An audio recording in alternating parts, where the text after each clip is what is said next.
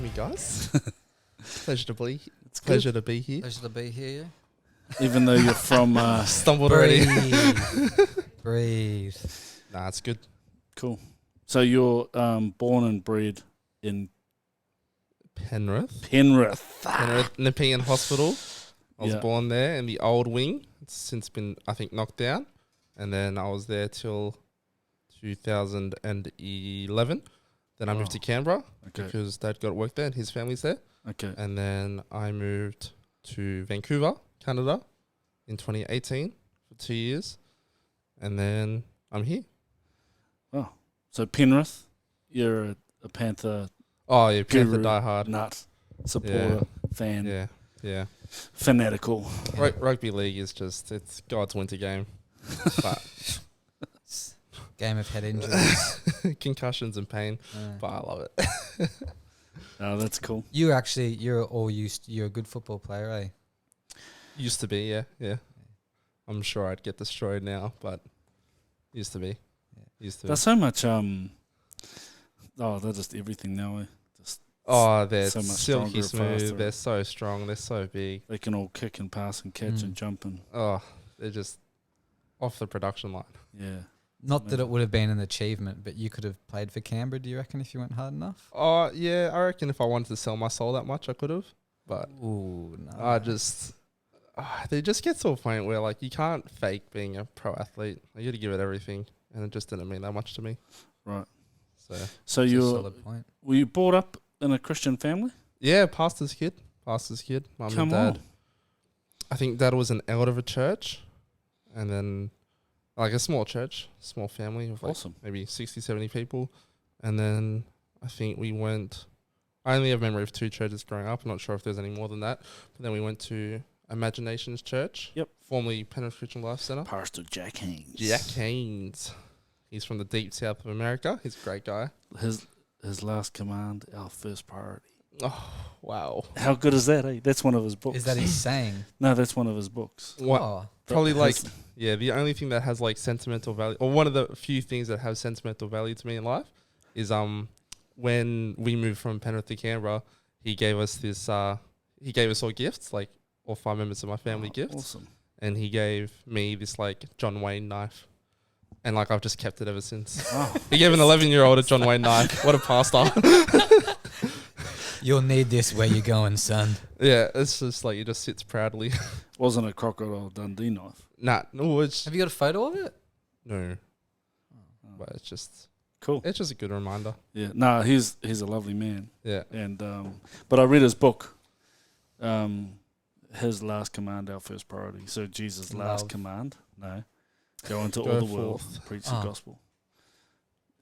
Baptizing them in the name of the Father, Son, and Holy Spirit, and teaching them all I've commanded you. That's our first priority.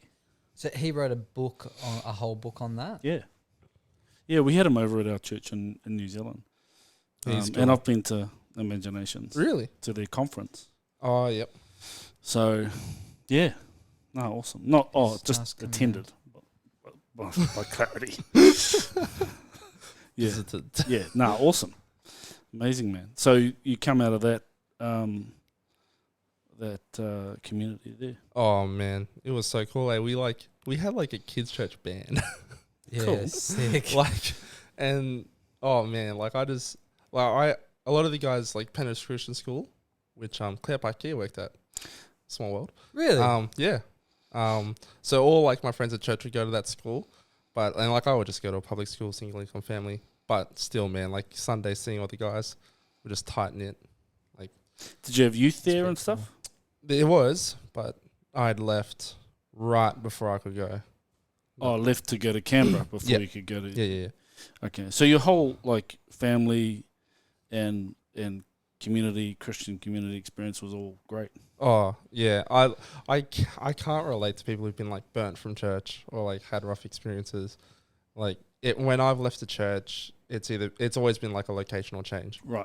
It's never been a hurt, yeah, burnt, yeah, fried, cooked, no cooked disillusioned, juice. discouraged, disappointed. Always encouraged, believed in, hoped for. Whoa, cut. Yeah. You're up, bro? I just sort of know all these words. Yeah, I can't I relate. thought I'm this was so going to blessed. happen. Okay. Nah. That's cool. What about people that don't go to church? What do you mean? You said you can't relate to people that have been sort of burnt and Oh yeah, I can't relate to people who like haven't gone to church. either. I've probably missed church like We probably need to work on that. 5 Sundays. Well, that's like Zach though. Like he thinks everyone goes to church. Does he? Yeah, he's like, oh, Dad, some people don't go to church. Hey, I'm like, yeah. He's like, oh, that's sad. Oh, I've never even thought about that. Yeah, that's his world. His little world. Yeah. Yeah. Ah. Yeah. Anyway, so you great Christian experience. Yeah, great. Like Really awesome. read the Bible when you were young. Yeah, Devotions with the family. Yeah, Jesus Calling. Mum loved that one. It's like a 365-day one. Awesome. Devotional. Mm. Sweet. Siblings. Yep, so I have a younger sister, Madison. She's 18 this year. Oh, jeez. Help me, Lord. And then an older brother, Samuel. He is 20 Sounds like a righteous man. or 25. Yeah, Samuel Josiah. Oh wow. Heavy. Yeah. Unfortunately, he does have cerebral palsy. Right. But that doesn't really stop him. He's like the happiest person I've ever met. Wow. So he was born with that. So you've had. He's how much older than you? 3 years.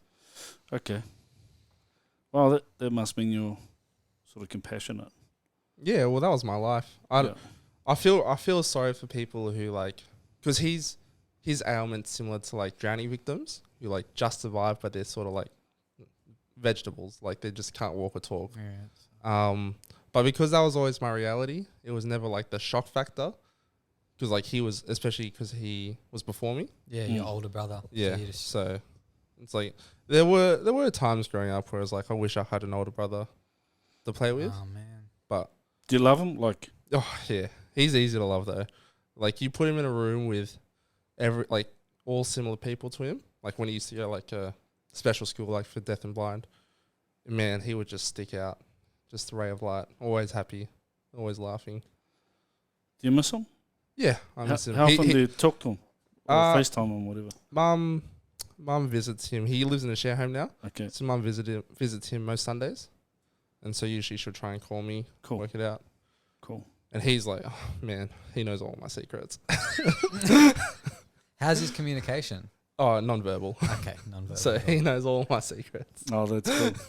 That's cool. It's like when I was younger and like I would do a few silly things. Even when I was like 16, 17, I was like, man, if he got like healed, like miraculously, he would just spill the dirt. Snitch on your mouth. Did you ever go through resentment or stigma? Nah. No?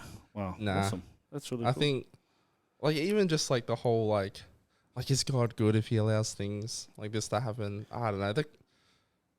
God's been so good in so many other ways. And even like you compare Samuel to like other people in similar situations. You're like, man, like God's hand is so obviously on his life that it's like, it just sort of is what it is. Mm. Amazing. And then, so you moved to Canberra. You go to high school. Yeah. Yeah. Straight away. You're in year 6. I left halfway through year 6. So Okay. Okay, year 6. So it's a new community, new church, new friends. Yeah. How did you find that? Well, actually, probably this is the one time where I sort of got to live outside of church. I was in kids church for a bit. I was in youth for a bit, and youth wasn't too crash hot. I didn't really enjoy it. And then all of a sudden, training for footy was on Friday nights. So I didn't go to youth, and I just sort of went to church like on a Sunday morning, or just leave. I just sort of did my own thing. They were like, I was always in the one church because mum and dad loved it there. We'd always go Sunday, sit and because obviously Samuel had a wheelchair, we had to sit in like a certain spot. We'd just sit there, be there, be bored out of my brain. We'd just leave. That was probably 12 to 15 or 13 to 15. There was probably about a 2-year period where I was just doing my thing. Right. So footy was the focus? Footy was starting to become the focus for sure. And then girls and just being cool and boys. Because like I went to public school as well, so all my mates, none of them were going to church. So why should I? Yeah. And was there a hum or a slow knowing Christ still, even in that? No. It just turned right off. Straight up. Nah. Mum was like, read your Bible. I was like, I will. There was just no hunger there. I was just sort of chilling. So he was God that you knew of, brought up with, was just on the back burner. Yeah, it was weird, because like, man, I got pretty depressed when I was like 14. Like, I got really sad, and I actually ended up seeing a psychologist for like half a year. Oh. But at no point for me was going to church an option. I never saw church as a place where I could be fixed. Like that wasn't a solution to your problems. Nah, I just didn't. Even though your whole family's going to church. Yeah. Well, to be fair, my whole immediate family went to church. My whole extended family just do their On thing. your dad's side? Yeah. Because they were all in Canberra? Yeah. Yeah, okay. Okay, so then, and this is where I think I met you. So you met me about a year after all that. So I'd the psychologist wasn't doing anything. I just sort of told them, I'm fine, I'm good. And just stopped seeing them. Did you figure out the issue? What was the issue? I was just depressed. I think I think it was more depression and anxiety, because I probably still do in a sense, but I think I learned to manage it better. I had my first like panic attack when I was 11. Really? Yeah, I couldn't go to school. I was like fully paralyzed. I remember it was the first day of school, term 3, year 5. I just like, there was something that triggered it. And then I didn't go to school for 2 weeks. Barely ate. You can't remember what triggered it? I remember what triggered it, but all of a sudden, like, I was just scared of everything. Like, just like anxiety, like you're just scared of making a mistake. Irrational, Yeah. Yeah. And man, I remember that. It was like a slow process just to get back into school again.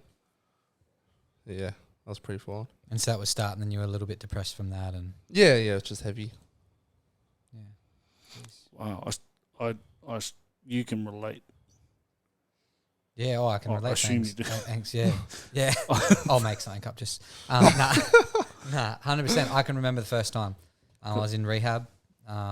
As a kid, I was sweet. I was fine. And then it wasn't until I got off drugs and got away from everything that I started to have panic attacks. I can remember I was sitting across like this talking to a dude that was just coming out of like schizophrenia. He was just out of jail, I think, and a bit loose. And he's just talking to me about some stuff, some pretty heavy stuff. And I just felt like, I thought at the time, I'm like, demons just come on me. Like I jumped on top of me because I just felt scared and I just had it was just crazy. Just had a panic attack sitting across from him, and I'm like, what is happening? Like I feel like I'm going to die. And I went inside, and then another dude that had just gotten out of prison, this dude that I love, the tan, he's like, what's wrong, man? This massive dude, he spent like 25 years in jail. And he's like, what's wrong? And I'm like, man, I'm freaking out. I don't know what's wrong. And he just sat me down. He's big like you. He just put his hand on and just started praying for me. This dude that's just out of jail. And I was like, yeah, it was awesome. Wow. I've never really can't relate to anxiety and panic attacks.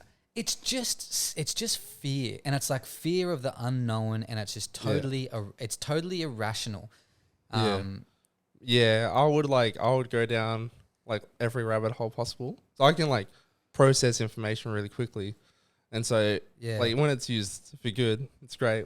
But when it's just like negative, oh man, like I can get like head noise for days. Oh, it sucks. You're gonna die. Oh, okay, no, I can deal with that. Oh no, what about this problem? Coronavirus. Yeah, it just splits off. It just sucks. I can't remember the last time it's happened since I was like 14, 15 though. It's epic. I think you once you can build up like a coping mechanism to it that hang on, like give a cause to it. This is not real. This is like the feelings are real, but this isn't legit. This is a fear of fear or whatever. I've got a pretty like black and white way to approaching it. Like, because usually like I get anxiety when I'm like scared of losing something or like relational, whatever, footy, whatever. It's just sort of, it's just like I was breathing before it happened, or we're breathing after it happened. So it's just carry on. Nice. You're in a new school now in Canberra. Yeah. Sort of disconnected, so the God's not getting. There's no input spiritually. Yeah. apart from home. Yeah. So when's the next sort of God's hand on your life? God's hand on my life will build it up. The past, I think, 2 years or 3 years, like the church would have its summer camp in like middle of January, and I would always find a reason out, and I would always find like an excuse not to go. And then I think it was like the 4th year, I actually, for the first time, I actually had an excuse. I was playing like junior footy for the Canberra Raiders under 16 side, and we were like meant to go away on like a preseason camp, the exact same dates that summer camp was on. I was like, oh sweet, don't even have to fight this time. and preseason was sort of from like September, this preseason camp was like the final camp, and the season was going to start in like start of Feb. So they like cut the team down to the final team by that point, and I'd made it. But because I tried really hard to make this team, because it was like playing footy professionally was always the dream, from like when I was like 7 or 8 to that point. And then when about 2 weeks before I was due to go on this camp, we had like a preseason game, and I got knocked out. And little did like all the Raiders guys know is that my back had been on fire for ages, because I'd just been hitting the gym like crazy, because I was like, I need to like give this my all. And what had actually ended up happening was I'd bulged 2 discs in my lower spine. Oh man. L4 and L5. Yeah. But I didn't tell anyone because I didn't want to be injured, right? And I didn't want to get cut from the team. But they're like, when I got knocked out, they're like, oh, we should give this guy an MRI just to make sure he's okay. Wow. And it's like, while we're at it, we'll just do a full body one. So I was like, because I thought they were just going to scare my head, and like they would just be like, oh, it's fine. So we carry on. But they did the full body one. And when they saw the report, they're like, why did you tell us? How old are you Now? at that point? At 15. At 15 years old, man, to be hiding an injury because you're wanting to be a professional, that's hectic, bro. That's some determination. Oh, yeah, I was in so much pain. So what did they say when they found that? Oh, they're like, you lied to us. You're so hurt. Like, this could ruin your life. So they just cut me straight away. So I was shattered. I'd had like the fulfillment, like, yes, I've made the team. Now let's see. Like the next goal was to make like New South Wales or whatever. And I was like, yes, I'm in. I've got this. And then I was like, yes, fulfillment. I think, that night when I got cut, I think it's the only time I've ever cried myself to sleep. I just chucked my head on the pillow and just wept. Oh, man. And wailed. I was so sad. So then your mum's probably secretly like, yay, we'll get you to camp now. Yeah. And then to make things worse, off to summer camp. Yeah, I was like, oh, stuff these guys. Like 3 months beforehand, a lot of the youth leaders had because I was still going to church every Sunday, so I was like this youth kid that was just right there. It's like, oh, I guess we should invite them. And there was this one youth leader, Joel Thurkettle. He every Sunday for about 3 months would just like right before we were about to leave, would just grab me and just talk to me. Cool. And I was like, go away. Just like all the walls were up. Like I was so sick of it. And every Sunday he'd be like, bro, you coming to summer camp? I was like, oh. Is this Joel? Yeah, Canada Joel. I know this guy. He's cool. Yeah, Joel's the man. But he was relentless. And then once the injury happened, mum and dad I think reached out to him. I didn't want to go.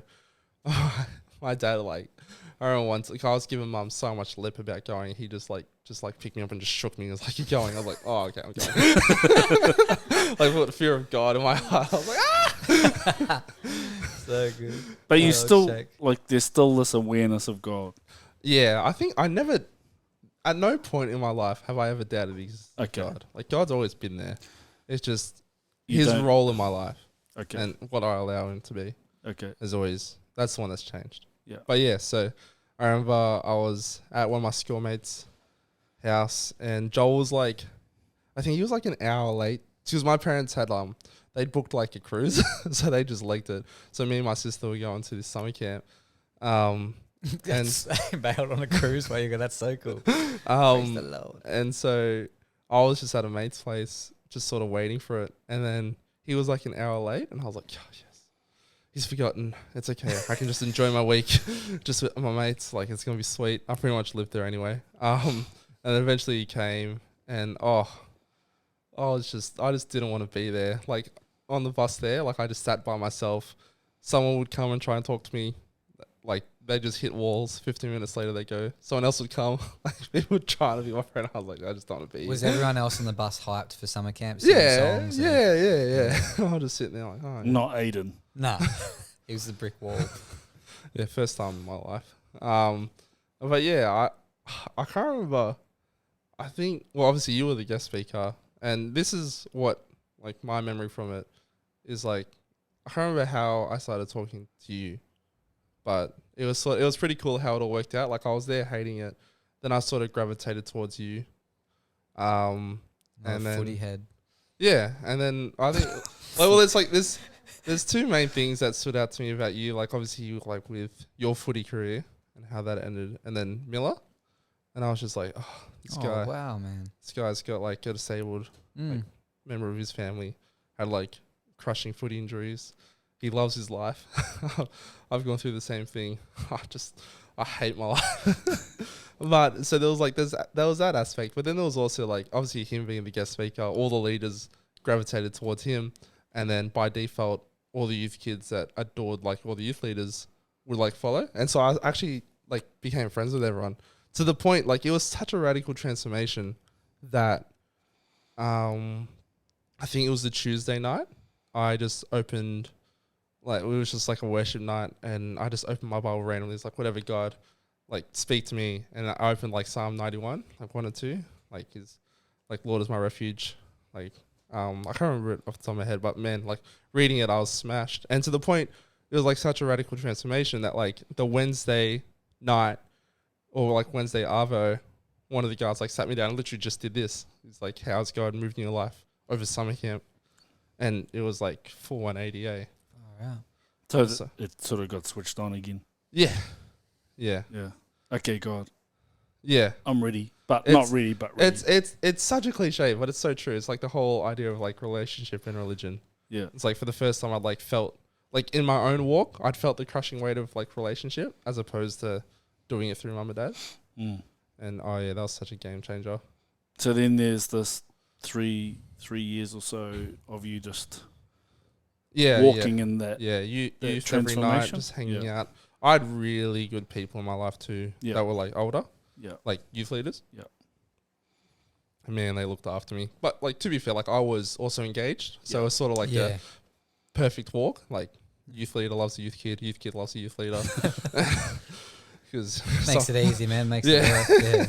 Yeah. So I love those guys, man. I had so much fun. There were some growing pains. I think one of the most cut I've ever been like in my heart was I was maybe about 3-4 months after that, I was just at school. One of my mates says to me, he doesn't go to church, but he was just like, Aidan, you're one of the cool Christians. I was like, oh, what do you mean? And he's just like, oh, you still muck around, say dumb stuff and swear with us, but you go to church. And I was like, oh. Not anymore. Yeah, that's not the reputation. Yeah, I was like, oh, flip. So they were growing, like, it wasn't like I figured it out, but the heart was just, full 180. I was like, let's do it. Cool. And then so much so that you feel a desire to be a missionary to Canada. Yeah, that was loose. I was 18 years old. So obviously Ben and Emma were the youth pastors at the time. Pastor Ben and Emma Narayanan at Avant Life Church. They were youth pastors in 2016. So only like 18 months, because this was started 2015, like this summer camp. Yeah. 18 months later, like feel like God's called us to go to Canada in September 2016. And it was just like, oh, okay, cool. It's like, man, like that's really a big deal. That's out of nowhere. But man, that was so cool, eh? Like they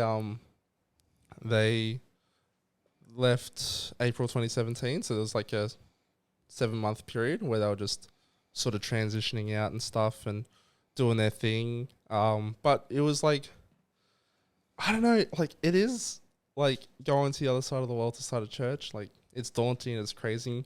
But like the whole, like all their youth leaders like went with them.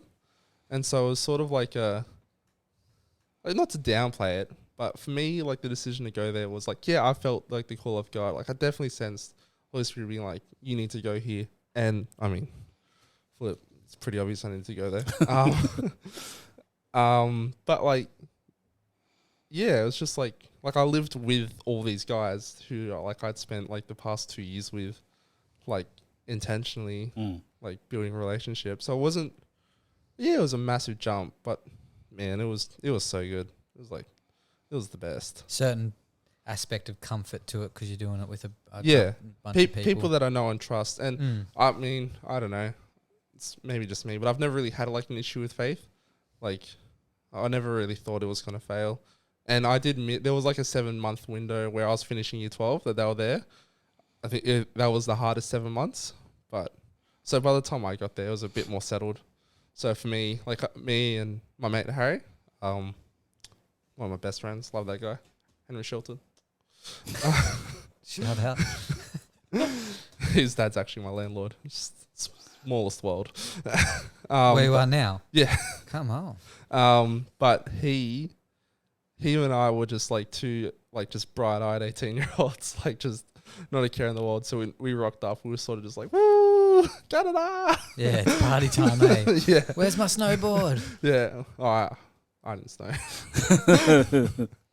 I just went there for fun. But you also went there for a bigger purpose. Yeah. Like you had some pretty big things to resolve. Oh, yeah. Not that you knew though, right? Yeah. I have been asked that question, did you go to Canada to run away? I was like, no, I had made the decision. Right. Should I just dive deep? Let's go on. Straight off the deep end. So let's just frame it chronologically. So Ben came back he left in April. He came back to Canberra in October, November. We had a few conversations that led to me being like, I'd sort of like half committed to going to Canada in April. The mum and dad were like, no. Then by the time it was like October, November, I had my own job, like full-time job, just laboring for a carpentry company. Nice. So, and living at home, earning good cash. Yeah. I was just accumulating money. And so it was just like, the intention was to like go to uni and just save up before I go to uni.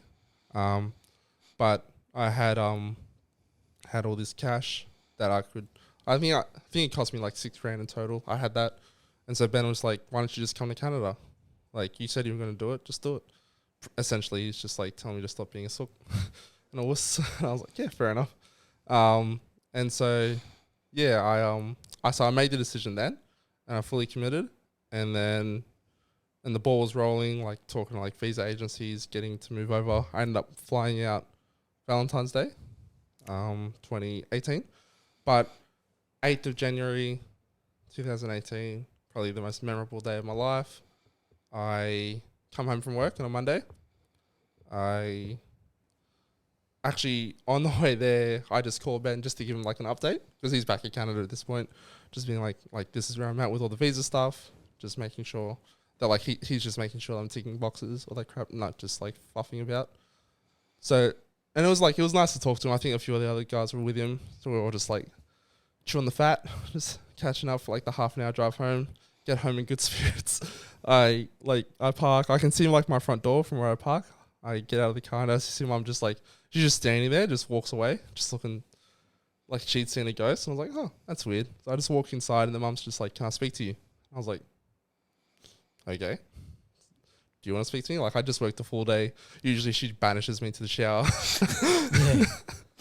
But she was like, yeah, can I speak to you? I was like, okay. So I go into her room and she looks me dead in the eyes and says, Aidan, I've been unfaithful. And so I'm like, uh-oh. Like Mum and Dad literally had just come from like a 2-week Christmas holiday. And this is like their 3rd day back, whatever. And she says, like, she's been unfaithful. I was like, how? Like, you just spent 2 weeks with the guy. And then she like elaborates that 18 years previous, she had an affair. And she was like pretty much certain that I was the result. And she like sort of explained a bit more into the details. And then probably the most profound thing I've ever said, like it was said in that moment, I just stared her directly and was just like, I forgive you. Wow. Didn't mean it, but I actually think that's probably like the wisest thing I've ever said. Or I just had no idea what to say. I feel like if I just like erupted in that moment, it would have just taken so much longer to heal. Whereas I feel like I started the journey on the right foot. Like I look back and I'm like, man, I feel like if it happened to me now, because I'm a lot more secure, I just would have lost the plot.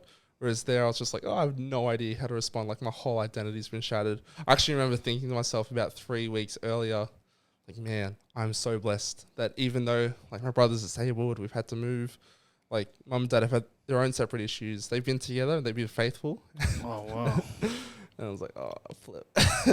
So she explains the whole thing to you in that moment? Yeah, Dad found out. I don't know the ins and outs of the conversation. That's between them. But Dad had found out on their holiday trip. I don't know how it got brought up. That you weren't his son. And so he was just going to tell me. The mum was like, oh, I'll tell him. Man. Yeah. So there was So like... you're 18 years old, out. and what you thought was your dad wasn't. Yeah, it's like Gold Digger from Kanye West. On his Wow. 18th birthday, found out it wasn't his. Wow. Can we get that track playing over this part of the audio just as soon as he drops it? But there was a lot of tension at home because Dad's like been lied to for 20 years. The mum's had to carry that for 20 years, and it's just like, oh flip. So I think, And you're flying out in a month's time. well, I had no idea when I was flying out at this point. I was just okay. like, I was trying to get it sorted. I ended up flying out 6 weeks after. Man, those 6 weeks were the worst 6 weeks of my life. they were hell. Did you feel like a rug? Oh yeah, I stayed with Harry and his family that week. I think the majority of that week.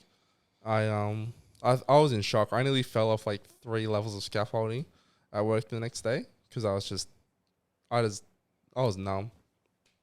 And then, yeah, like I made some ordinary decisions. I'm like a big believer that like bad things that make you a bad person, they just expose you. Right. You're To not who you are. not as able to resist the bad behaviors. So I just, man, like, yeah, it was terrible what happened, but it really exposed some bad character flaws in me. And I just got into like a bad relationship, acting a fool, burnt like every bridge possible, was just selfish, narcissistic, just awful to be around. I was mopey, I was depressed. Hurt people, More or less. Yeah. Like, yeah, pretty much. So- including themselves. So Yeah. did you think about, I'm not going to go to Canada anymore, stuff it, or... Well, the first thing I did was... it's so funny. Like, because as soon as she told me, I was like, I just had a shower and left. And what I did was I called... Did you not process that with your dad? That was, I did that night after I'd come back, but you just got out of the house for the time being. I just got out of the house. I called... Well, my mate Harry called me, and he'd had braces for like 2.5 years. And that is the day that he got them off. So he calls me, he's like, Significant day. I've got my braces off. It's the best day of my life. I don't care, Harry. Well, I was like, oh, bro, that's sweet. Oh, can we hang out tonight? It's like, yeah, bro, I'm just driving. Like, he was just driving. I'm like, yeah, let's hang out. It's going to be sick. I was like, Man, you got no idea what you're walking into. Get so angry and I'm going to punch your teeth in. it's so funny. And then we go get another one of our mates. And so we all sort of bounced off each other, but they're bouncing off each other. And I think I'm in the passenger seat, Harry's driving, our mates in the back. And I didn't want to like have to repeat it, but I thought the best thing to do right now is just to tell Ben what's happened. Is Ben the other dude? No, Pastor Ben. In Canberra. Oh, okay. in You just Canada. mean call him and Yeah. yeah. And so, because I'd just been on the phone, so I knew I doubt he would have gone to sleep in like half an hour. And so, but I didn't want to like tell the boys as well. So I was like, I'll just call Ben and they can just overhear it. Are you serious? Yeah. Well, I didn't want to have to like repeat it. So I was like, I'll just call Ben, just FaceTime him in the passenger seat, just say what happened. And the boys instantly, Harry was like, yeah. He's like, he just like, he's like, yeah. And he's like, Bro, that's so heavy. So your dad, you found out today your dad's not your dad. yeah. More or less. Did you straight away ask the question, well, who's my dad? Yeah. Straight yeah. away? Like, did that thought... Yeah. I didn't remember at the time, Oh, but okay. yeah. Or the only really thing I can remember is just the Aiden, I've been unfaithful, and that car ride. Oh man. Wow. How did your friends respond to you? They were like, well, like mum and dad are like, they'd sort of like, because we were all so close friends, they'd taken them into like it's just like they were my brothers. Right. And so for them, it was just like it was deflating. Did they say anything? That what What are you gonna say? what do Well, that's what I 18-year-olds say? That I knew they had my back, but it's Right. not like you don't really go to. I knew not to go to them for like Yeah. And spiritual advice. That's why I called Ben. Yeah, no doubt. And how did Ben respond? Ben was like, "Oh, flip! Guess you better come here quick." And I was like, "Yep." yeah. Ben was really good. He was just like, "Well," and like it is like so true. Like it was like a burning building. Like that was just, and God was just like, "Yoink, let's get you out of that get you situation." That's pretty cool. That's special. Yeah. So then you went to Canada, had a Yeah. year, 2 years? 2 years there. Originally, I was just like, I'm just here for 1 year. God never said that, but I said that. Yeah. I said God said, which is a great way to live. Yeah, we do that. Not the only. That's convenient. Yeah. Yeah, it's like, oh yeah, you'll be good. And so the first year was just unraveling. Oh, the first 2018. I don't think I'll have a worse year. There was at one point where just yeah, I probably won't share it just because Yeah, that's all right. it's personal for other people. Yeah. But for me, yeah, like it was really hard because I was in Canada and you're just watching everything explode and you just feel so useless, so helpless. Like you find like I found, like in like a week's time, I found out like something terrible about mom, something terrible about dad, something terrible about my sister, a few other terrible things about other family members, and just what was going down. So Like- you're out in Canada. Yeah. Tell us elaborate more about was it Easter? When you had that vision of, God, well, who's my father? Who am I? Yeah. 'Cause So that's- that was Father's Day, Oh, Father's 2019. Day. Sorry, yeah. Yeah, it was Daddy's So a Day. year- yeah, a just year everything later. was Dad. Yeah. Is that a year later? Yeah. So that was a year. So the first year was just like, flip, who am I? And like I had real bad character behavior issues. So Ben was like, Yeah. they're trying to be pastoral, but also like, Yeah. you'll fix this. You got the son he never wanted. Yeah, more or less. The 18-year-old son. I was like, flip. But yeah, so like I man, yeah, I was actually talking to one of my friends from Canada. She was like, man, Flip, you're so difficult to deal with in 2018. Because I was just so sad. You didn't know which way was up. Yeah. But yeah, so that's probably that's probably the craziest thing that's ever happened to me. It's proof that I can cry. For a lot of people at chapel say I can't cry. I can sob. But yeah, that day, so 2018 was sort of like recovering. And then 2019, have you guys seen the movie The Shack? No. Yes, a little bit. Sammy was watching it. Yeah, spoiler alert. There's a scene where like this character, he goes on like a forgiveness journey at one point. I don't really know the context. It's like a 20-minute snippet. But there's one scene where he has to forgive, I think it's like his abusive father. And like he does it. And it's like, it's heavy as. And then there's a scene after that where he has to forgive, I think this guy who killed his daughter Yeah. in a drunk driving incident. Yeah. And I was watching this and I could clearly It's hear heavy. like God just be like, you are at the stage where you've forgiven like your parent that failed you, aka mum. Like I actually found it really easy to forgive mum just because I had a really great upbringing. Like, especially considering like the disabled sibling, a lot of people who come from those families, I'm sure you would have seen a few. Like it's heavy. And like dad, like it's not like I was ever in want. Like parents always provided. So I actually found it pretty easy to forgive mum. It was more, his name's Eric, my biological father. Pretty sure at that point we'd done the DNA test. So like I'd reach out to him through Facebook and was like, hey, I think you're my dad. Wow. Did he know? He suspected, but mum always denied. Yeah. Okay. So he knew me. He knew of my existence. And he was like, oh, flip. He looks like me. Yeah, and so like for me, the whole tug of my heart, it wasn't necessarily relational, different sides of the world. Like it's hard to start a relationship face to face with someone. It was always like, I just wanted to like be free from the pain and like get forgiveness. And you can't forgive what you don't know, and there's no point forgiving him if he wasn't my father. The first step was just do the DNA test, and it came back 99.99%. Like, yeah, he was it. And then I was sort of going through, and I think it was in between that and him actually telling me everything that he had done. And so it was Father's Day, because I think that's in like June, July in Canada, not September here. And they were like, oh, and I felt like I was hitting a wall, like just hitting a ceiling. And I was like,